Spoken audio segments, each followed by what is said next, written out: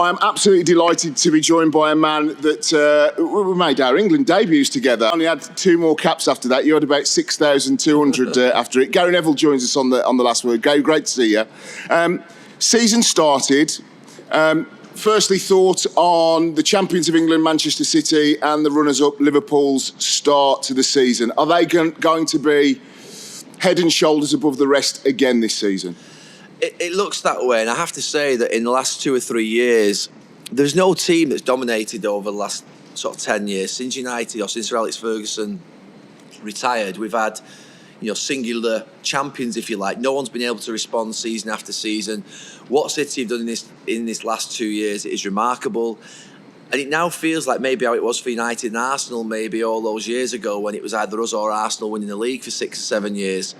It does feel like at the moment the rest of the teams might be slightly demoralised in thinking, well, we can't win the league. We're going for 3rd and 4th place or 5th and 6th place, because it does look like City and Liverpool. I've never seen anything like last season. And obviously over there at Old Trafford we were part of championship winning teams many, many years, but I've never seen quality in a title race like that. I don't think we'll ever see it again. 2 teams, flawless right to the very end. And it does feel a little bit like those 2 are not going to be challenged. Look, Van Dijk could get injured, Salah could get injured, and sort of City less so. They got a bigger squad because De Bruyne got injured last year, Fernandinho got injured, missed games, and they still were able to cope. But for Liverpool, they're a little bit more finely tuned. The gap between sort of number 1 striker, number 1 centre back, and second is big.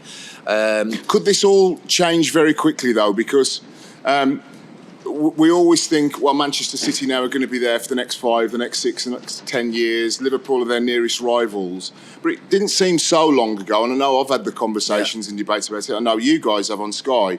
Is that Liverpool, nobody was talking about them winning a Champions League or being competitive 4 or 5 years ago. No. So as we sat here on the roof of Hotel Football next to Old Trafford, surely that's something for Chelsea, for Arsenal, for Spurs, for Manchester United to hold on to. These 2 or 3 clubs beneath City and Liverpool at the moment, United being one of them, have got to be ready to pounce when it changes. And you're right, it's never as good as it seems, it's never as bad as it seems. United, with Wan-Bissaka, James, Maguire, they need another couple of transfer windows with another 2 or 3 signings, another 2 or 3 exits. But if they can get their recruitment right, with De Gea, with Pogba, with Rashford, with Martial, with Maguire, hopefully, with Wan-Bissaka, hopefully maturing, Pep's going to need to leave. He's having the impact on City that Sir Alex had on Manchester United, and that's probably, in some ways, an unfair comparison because Pep's only been at the club for 3 years. Could he stay for 10, 15 years? For me, if he does, then the rest are in trouble. The rest are in trouble because I think he is that good. And we knew he was good at Barcelona. Bayern Munich, I think, from an English point of view, we always look at that league and think, well, Bayern Munich are always going to win the league.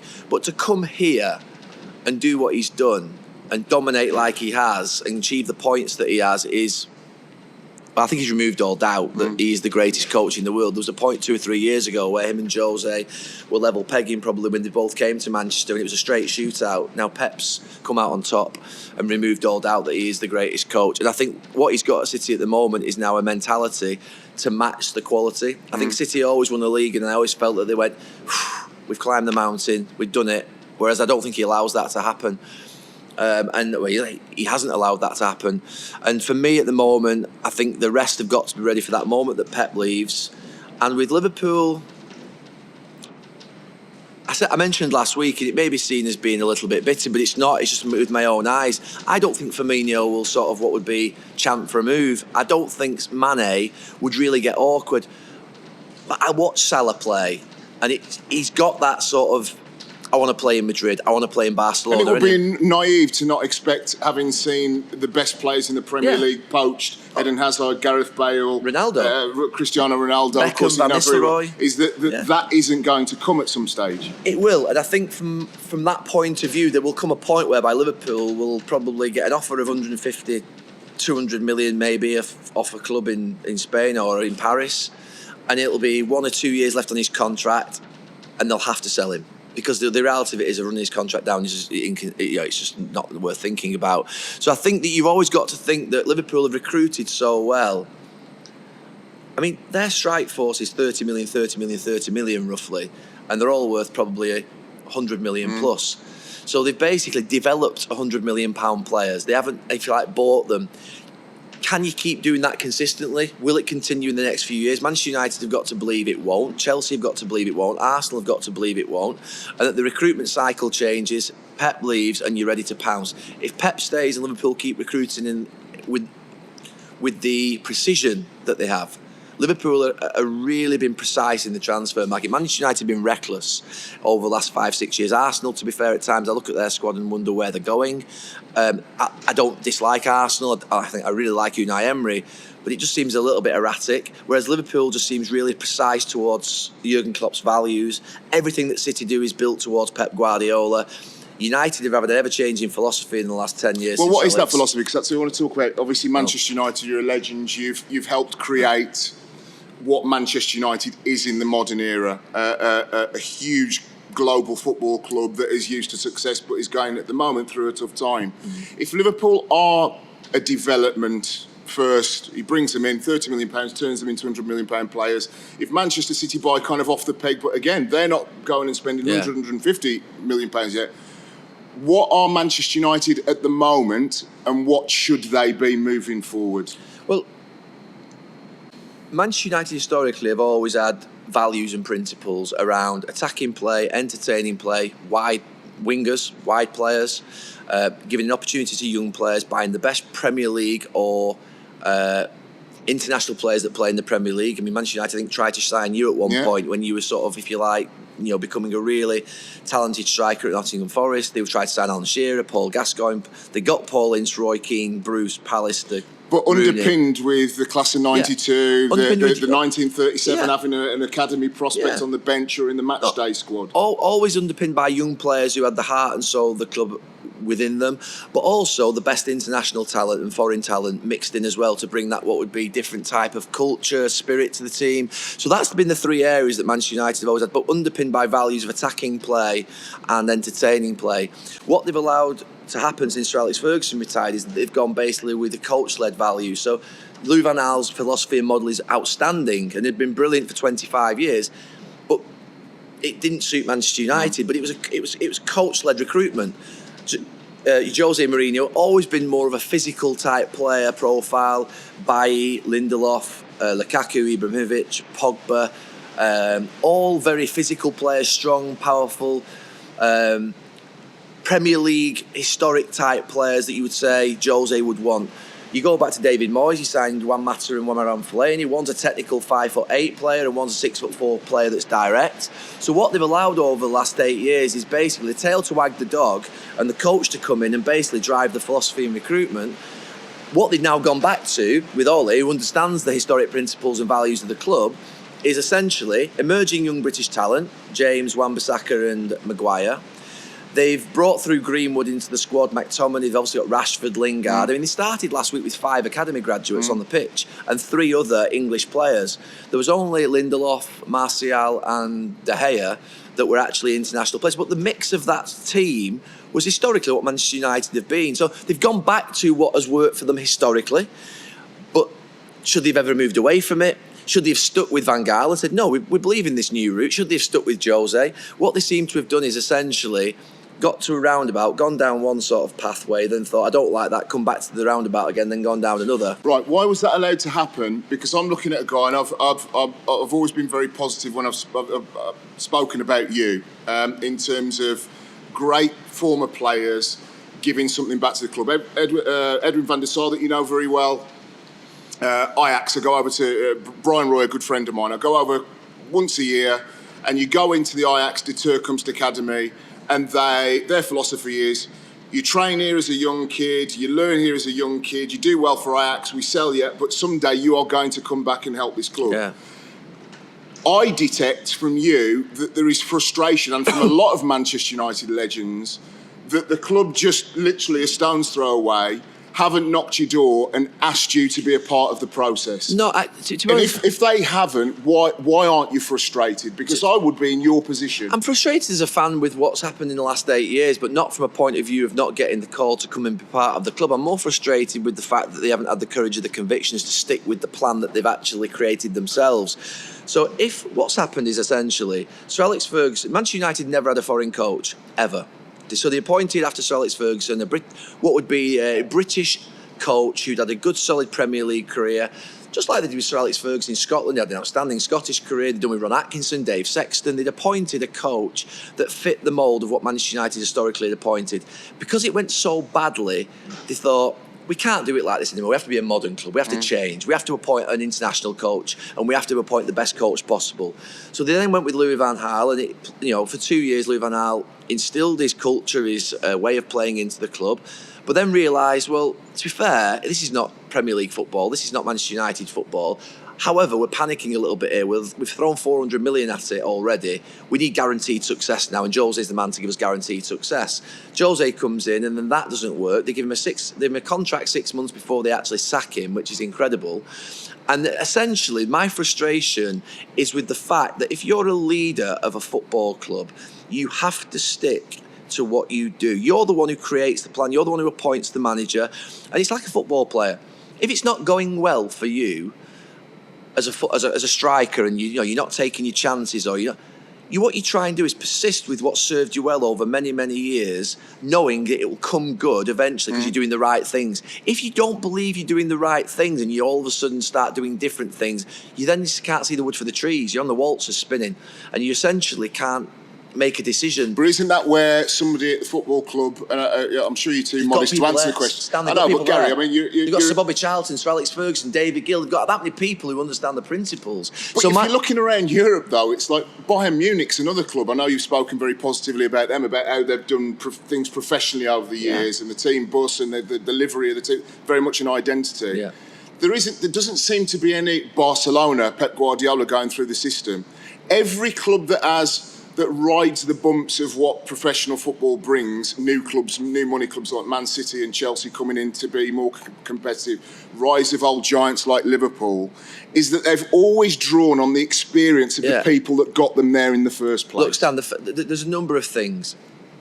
First team performance should come at the heart of every decision made in a football club.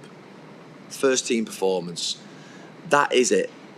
Now, that means if you're doing a commercial deal, if you're selling your tickets to fans, it's to create a better atmosphere so the team can win. If you're getting a commercial deal, it's so that you can get more money to support the team and ensure that we can be as competitive as possible. If you're building a training facility, it's so that you can have the best training facilities to encourage players to come, to give them the best environment for the team to win. So everything's got to be built around that, but also to create a perception. Manchester United own 40 acres around that ground there. This should be a Manchester United world. This should be a world of Manchester United. It should be a theme park. It should be residential. It should be commercial. It should be everything that sits within this area. The transport, you look over there, we're just looking out the window to the right, away from Old Trafford, and that's Media City.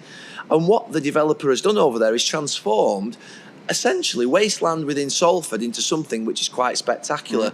Manchester United have an opportunity to go beyond football, education, opportunity, belief, employment, all the things that could happen. But essentially, everything should be coming back to making the first team better. The club have lost a little bit of direction in the last 7 or 8 years. And do you know something? I would say I've got some sympathy and compassion because, when you actually lose Sir Alex Ferguson and David Gill within 6 months, which is obviously a mistake in itself. You talk about succession planning and the idea of ensuring that doesn't happen. It did happen.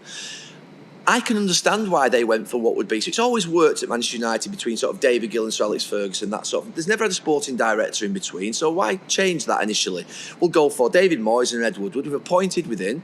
David Gill took over from Peter Kenyon, who was again an internal appointment. So the idea that they followed their principles with the first appointments beyond David Gill and Sir Alex Ferguson, I understand that completely. I then understand why they might have changed tact and thought, I can see, well, that's not worked anymore. It's not a modern structure. We'll go with Louis van Gaal. We'll bring in new recruitment departments and we'll do all. But then that doesn't work. Then you try to go for the guaranteed success in Jose Mourinho, and many people said didn't quite fit the principles of United, but is a great manager and will win. There comes a point whereby you've been pulled from pillar to post. And I can understand a little bit why, if things aren't working and you're spending £700 or £800 million, which United have, that you then try something different quickly. But the problem is it comes to a point whereby you look like you're reactive rather than strategic and planning. And I would just say now, United have got to a stage now, and this is what I said last week, this is your new plan, which is going back to the historical principles, it looks like, in terms of, young players being brought into the team from the academy, young emerging British talent being signed, and international players moved in between that. Stick to it now. Through success and failure, I don't see any Manchester United fan. They were singing Jose Mourinho's name last Sunday in the stadium. They are loyal like you would not believe, Manchester United fans. Now, you could say lots of other clubs' fans are. But there aren't many clubs that would see a manager sacked and then sing the name of that manager within 10 minutes of him leaving whilst he's in the studio. My view is they're a very loyal set of fans. They're not in a rush. They just want consistency, excitement, and when they walk over to that ground, not to be bored. A couple of questions let's rattle through, because I know we haven't got you for long. You said Jamie Carragher's nicked your line. Oh, my God. So we asked him last week about being a pundit. Why? Punditry, management, coaching are options. You've done all of them. Jamie said it was an opportunity, and I know I've heard you say it before, to manage a team without the responsibility of day in, day out of coaching a team. How much do you enjoy doing that, showing the viewer, showing the listener insight? I know you've recently said about not waking up, and very much here, I think, in the last couple of days, about not wanting to go back on the coaching ground. Mm. So if you can show people through the prism of your experiences on the television screen insight into the game, what was your thought process in the week leading up to the Valencia job? Was it just a case of, I've got to at least give it a try because I may never get this opportunity again? I mean, there's a number of things. One, I had turned down jobs in coaching, head coaching in England. Peter is the part owner of this hotel. He's the owner of Valencia. He's the part owner of Salford City. And they were having a terrible time. The problems in the dressing room, problems with the coach. He'd done a great job the year before. Nuno's now at Wolves. And he rang me up and said, look, he said, I've got a situation where if I bring in a new coach now, they'd invested about, I think, about 100 million in the summer. He didn't want the coach to come in, bring a new wave of assistant coaches, rip out all the things that they had, get rid of like 5 or 6 players, which would become extremely expensive. And also, he recognised that recruiting his new head coach, during partway through a season, he wasn't going to get the person he wanted. So he said, Gary, can you basically come and take over the club to the end of the season? And I had 5 months left. And it was like a perfect storm for me. My Sky contract was 5 months from ending. My England contract was 5 months from ending. I had business projects we were about to embark upon. And I thought, you know something, if I don't take this now, and also because of the loyalty to Peter and what he'd done in terms of committing to us with things in Manchester, I felt I had to do it from a personal point of view, but also I'd sat on television for 5 years, and saying that English managers or English coaches never got a chance. English coaches were always ridiculed. English coaches don't get the big jobs. They don't coach overseas. And I thought, if I turn this down now, it's ridiculous. But the problem is, Stan, I wasn't prepared to take a job of that ilk from a point of view of understanding the Spanish culture, the Valencian culture, the media, I wasn't experienced enough to be a head coach at that level. But does that matter when you're given that choice? Is it, in other words, as a football person that's given your life to the game, is there just a tipping point whereby you say, well, you keep coming back to the same thing, I have to take this job? I felt like I had to take it, but the smart move would have been, I plan most things in my life, and to be fair, stick to them if I can. That was the one thing that happened off the cuff. And it happened off the cuff, instinctive decision. I also opened you've heard of Mahiki in London? Yes. So basically, I opened Mahiki in Manchester 12 to 18 months ago. And it failed within 6 months. Again, instinctive decision. I had a meeting with the guy who owns it in Manchester. Let's bring it to Manchester. I knew a place that was basically available.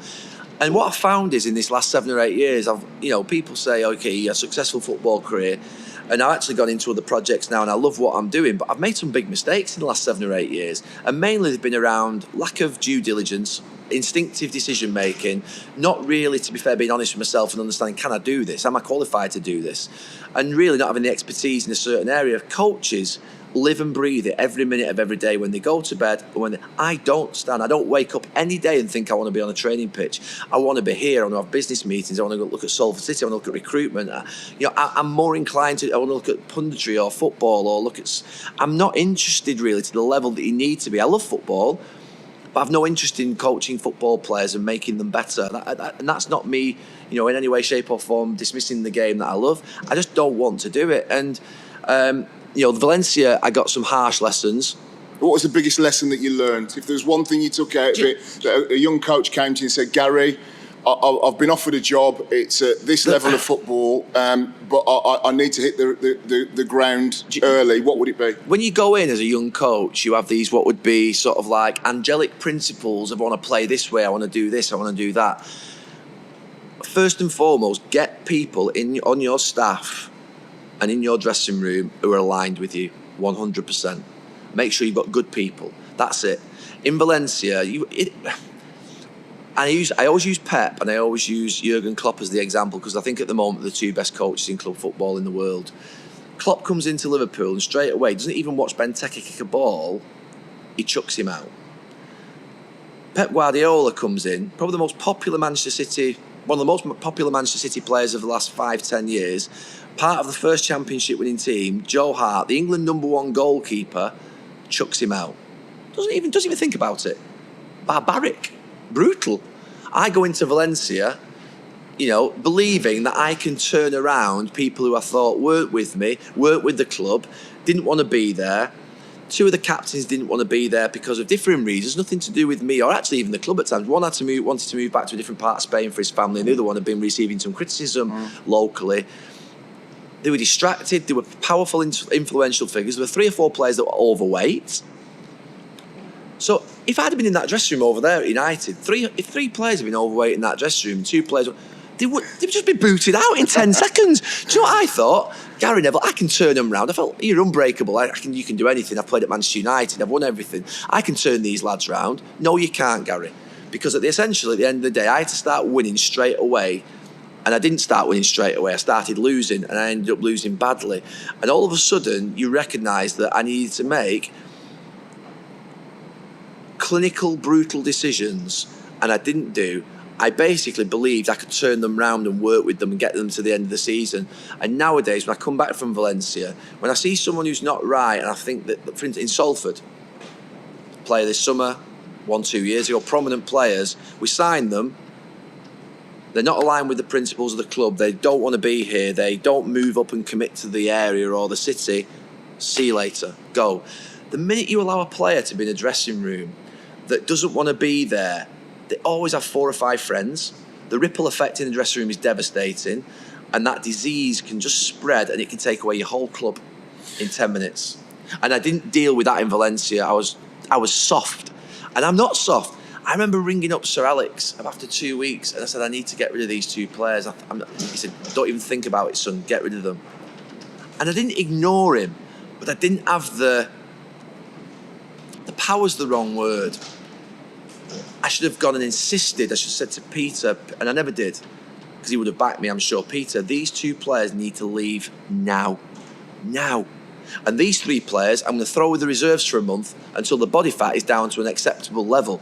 Because I'm not working with overweight players. It tells me everything about them if they're overweight. They can't play football if you're overweight.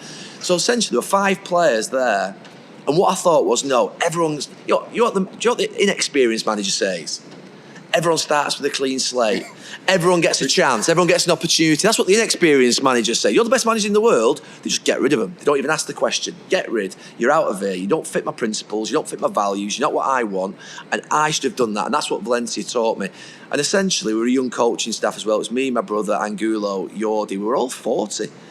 To go over there without an English or dual language speaking coaches, without experienced people I remember going to Eibar the first game away, Stan. It was a Sunday afternoon. I walked out, and this was like going to Port Vale. Eibar's not an ounce respect to Port. Like going to Bury, Salford City. It was a 7,000 or 8,000 stadium, direct team. I didn't know anything about them. Didn't know anything about the referees. Didn't know anything about Eibar. I was so unprepared. When you go into a sort of a meeting or into an interview or you go into a game sometimes, and we've all done it, or even a football match where you've not prepared really well, it messes you up here. Yeah. It messes you up. And so for me, going to Eibar that day, I thought, do you know something? I needed 3 or 4 experienced Spanish, English-speaking coaches who could communicate to the players for me, communicate to the fans, communicate to the media, give the Valencian fans comfort that I'd surround myself by people who did know what they were doing, because essentially I was a coach that had I had principles and values, but I couldn't communicate to the players. It was so frustrating. We talk for a living. It's like this interview is 25 minutes.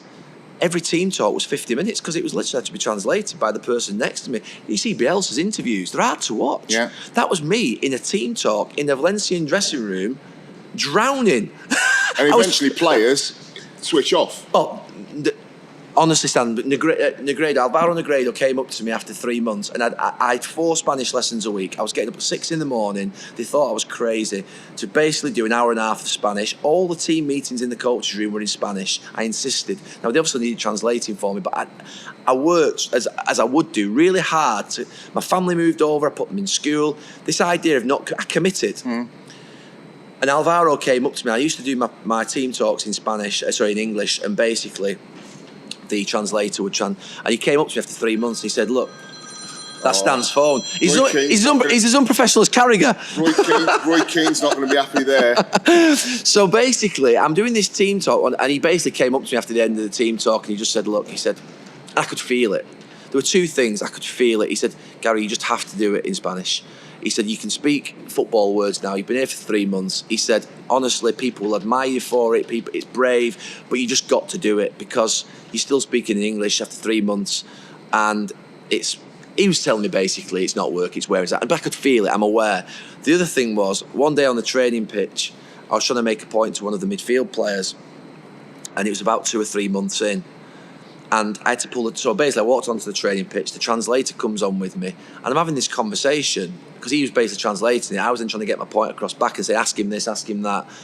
But you can imagine if you're on the training pitch, you've got this conversation for maybe 1.5 minutes, and 1.5 minutes is a long time. Set your clock running now and time it. When the rest of 21 players on the pitch are waiting around, then one of the other players basically came over and said, "Well, what are you saying to him?" It was for 3 or 4 minutes this. And we've all been with coaches on the training pitch where you think, "I've gone here."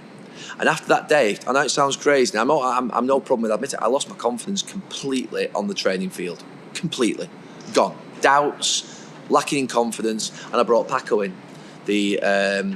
I brought another coach in. And once you bring another coach in, you then look like you're bouncing around, you're being reactive. I've accused United of being reactive. I don't have a problem admitting that I was being reactive. I brought another coach in that spoke English. The problem is, Paco came in, he had his own football beliefs that was slightly different than mine. So he was then coaching the team differently. And then my brother was saying to me, "What are you doing here? You might as well just, if you're gonna," we always used to say, "If you're going to die, die your own way at least," you know what I mean? And I knew I was gone.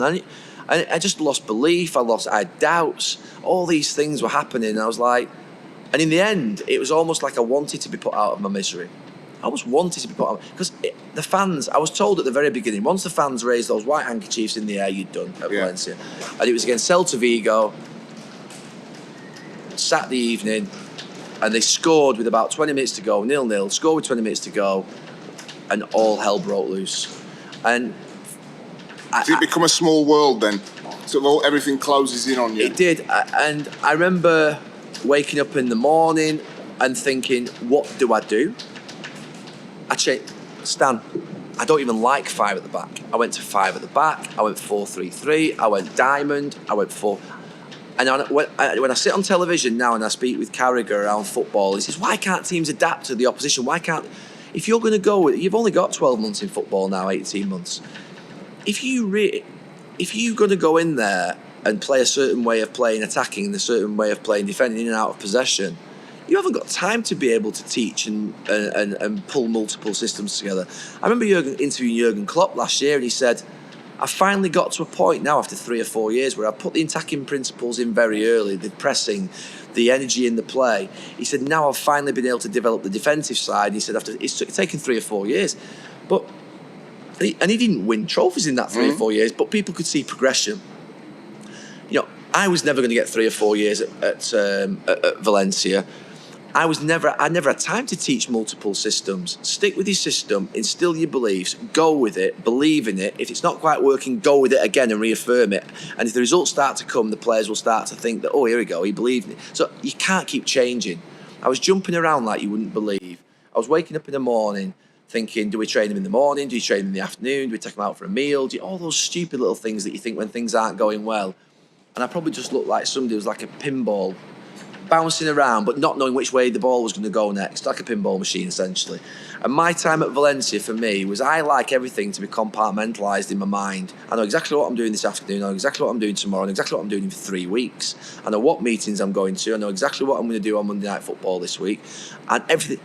In Valencia, I was reacting to events, to media analysis, to what the other players were saying to me, to what so-and-so was saying to me. Alvaro came up to me, he was right.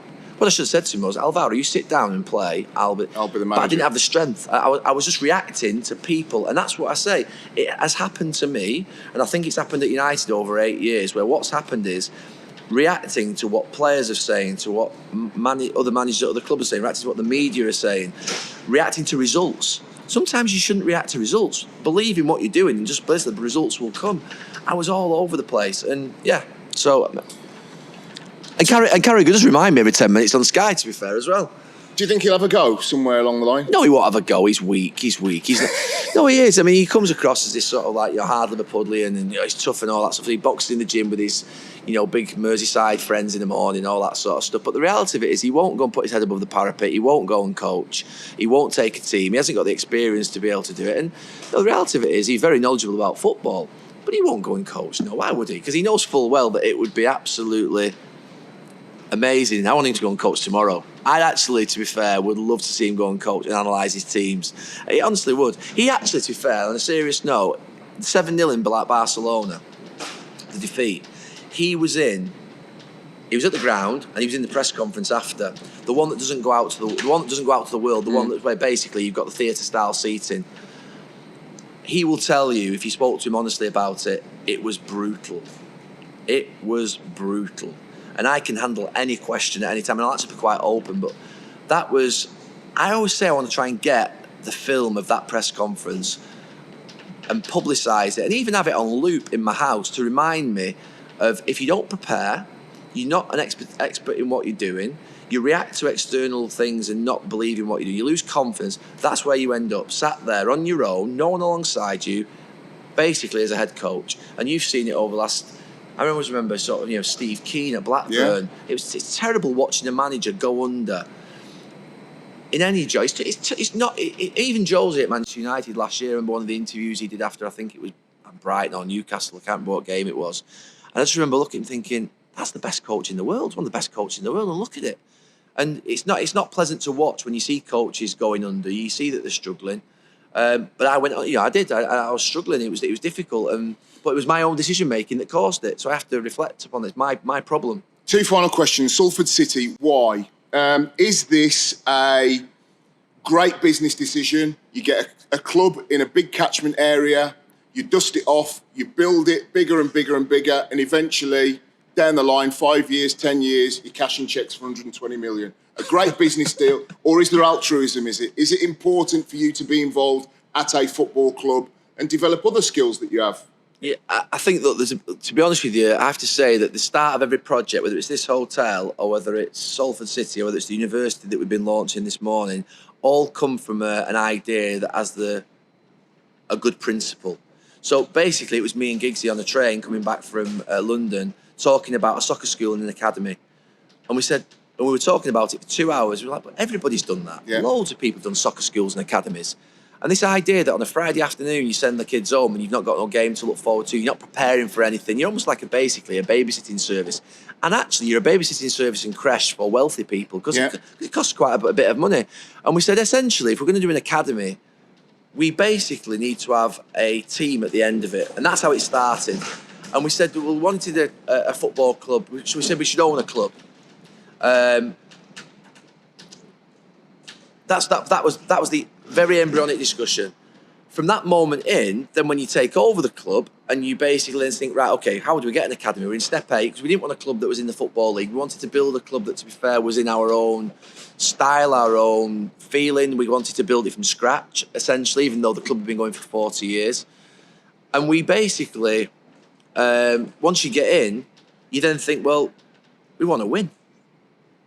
You want to win, and you want to make sure that we're investing our money into football. We've put millions of pounds of our own money in. Peter now has stepped up, and obviously we're getting into League Two, and it goes above and beyond what we can afford. And I'm being honest about that. But we've put millions into that stadium and into that team in the first 3 or 4 years of our own money, and we didn't need to.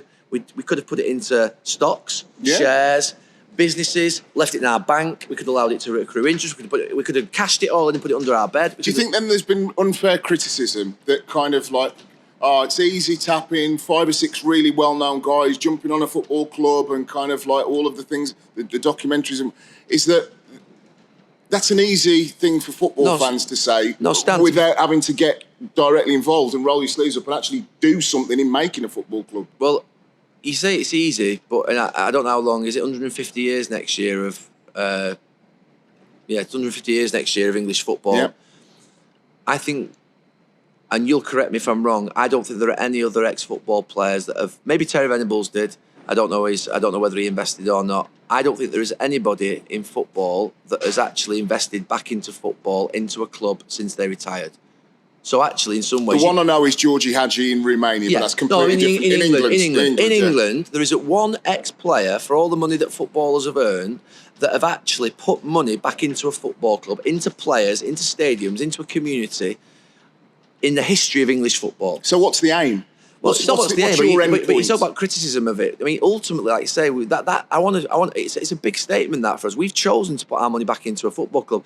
The aims change all the time, but I essentially wanted to get into the Football League and basically have a platform to develop young players, homegrown talent. What I would say is that 5-6 years ago, I was really nervous around the production of homegrown English talent and British talent in the Premier League. I actually think it's shifted in 5-6 years, to be honest with you. And I'm not just saying it shifted with... I think it's shifted in the top 6.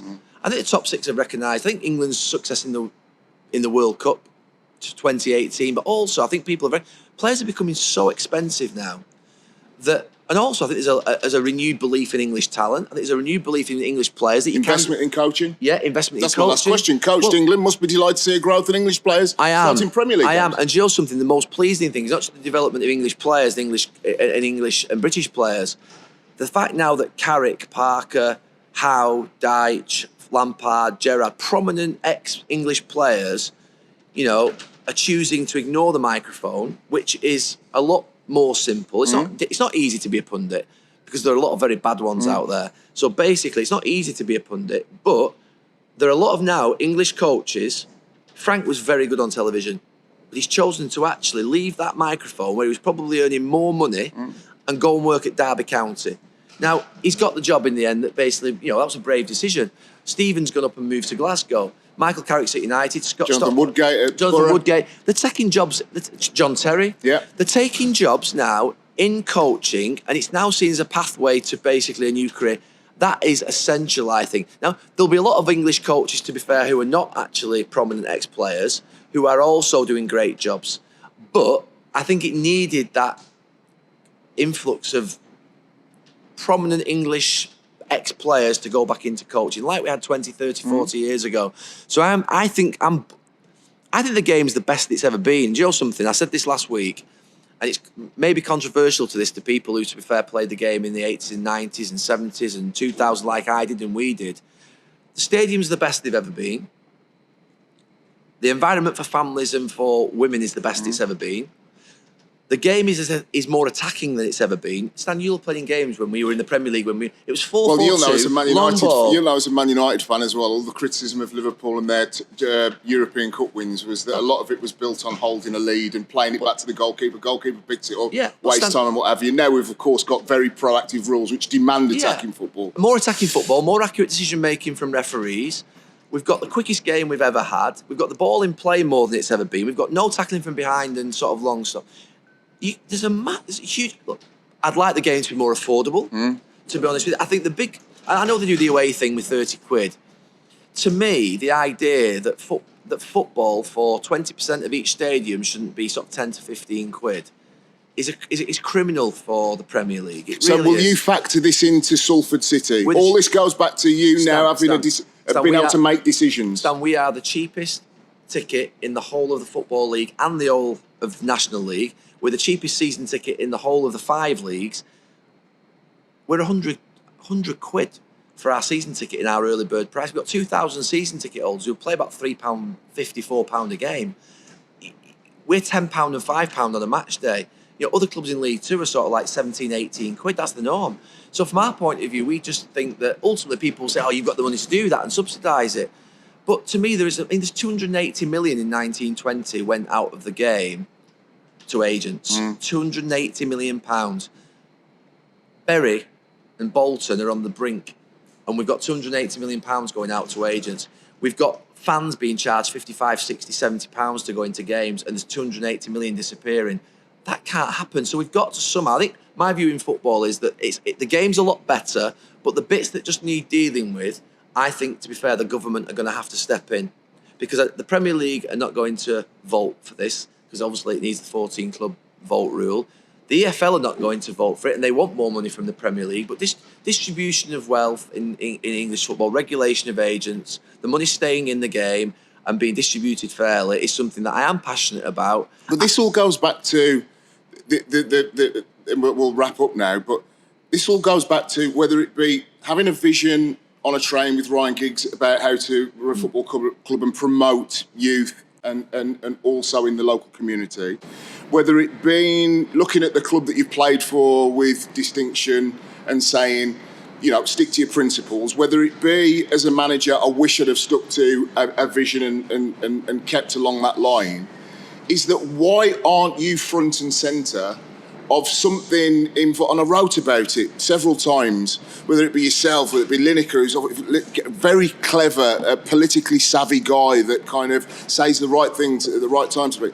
Why aren't you involved, and why don't you want to be involved at the centre of the national game to push this agenda for football fans? Because you straddle broadcasting, playing and being a fan very, very well. But Stan, I think, to be fair, my view at this moment is I'm only 7 years out of football. I'm still trying to, if you like, establish and prove myself in what would be media circles, business circles, sporting circles, outside. You're still Gary Neville, ex-Manchester United to many people, ex-football player. What you have to do over a period of 10, 15 years is essentially build up a body of work that means that people essentially your phone will ring. That is it. I'll give you something extremely controversial that Manchester United fans might not like, but I'm going to say it. The Glazer family, and to be fair, I think for the correct reasons, have said that they'll never put naming rights on Old Trafford. The brand of Old Trafford is too big. I would sell the naming rights of Old Trafford if I was at Manchester United for 60, 70, 80 million a year.